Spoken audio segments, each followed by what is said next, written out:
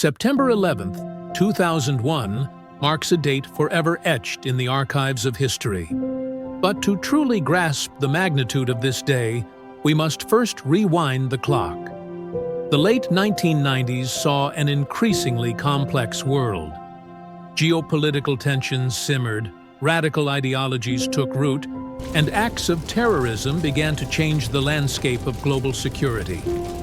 As we delve into events leading up to September 11th, we'll uncover the motivations behind these acts, the groups involved, and the critical moments that paved the way for one of the most devastating days in American history. Our story begins with Osama bin Laden and the emergence of Al-Qaeda. Formed in 1988, Al-Qaeda sought to unify Muslims against perceived threats, particularly from the United States, whom they viewed as oppressors of Islam. Following the Gulf War in 1990, feelings of humiliation among many Muslims intensified, fueling a desire for retaliation. In the early 1990s, bin Laden issued declarations against the U.S., asserting that the presence of American troops in Saudi Arabia was an affront to Islam. By the late 1990s, Al-Qaeda had orchestrated several significant attacks, including the bombings of U.S. embassies in Kenya and Tanzania in 1998, marking a turning point in their approach to achieving their goals through violent measures. As Al-Qaeda's notoriety grew, so did their reach. The 2000 attack on the USS Cole in Yemen, where 17 American sailors lost their lives, signaled a bold escalation. U.S. intelligence agencies began to piece together the puzzle, recognizing Al-Qaeda as a significant threat. Yet, despite warnings, the comprehension of an imminent large-scale attack remained elusive. It wasn't just Al-Qaeda's capabilities that posed a threat, it was their strategic planning and elusive nature.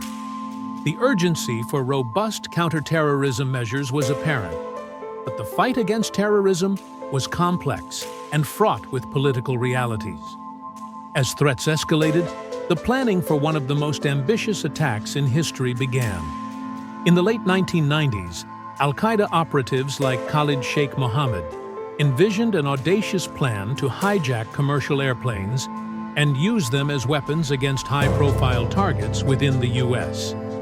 In the summer of 2001, the operational aspects came together.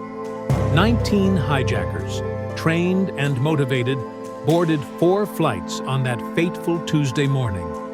Their target list included the Twin Towers and the Pentagon, symbols of American strength and power. On September 11, 2001, just after 8 a.m., the unimaginable unfolded.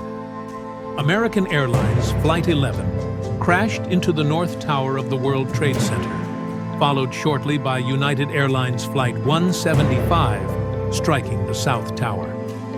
Panic ensued as smoke billowed into the sky, marking a change in the American narrative. As news spread, the nation watched in horror.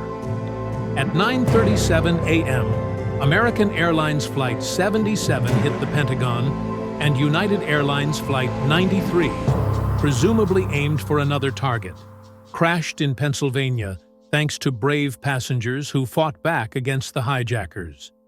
The impact of September 11th was immediate and far-reaching. Nearly 3,000 lives were lost, and the nation was plunged into mourning and chaos. The events reshaped U.S. and global policies.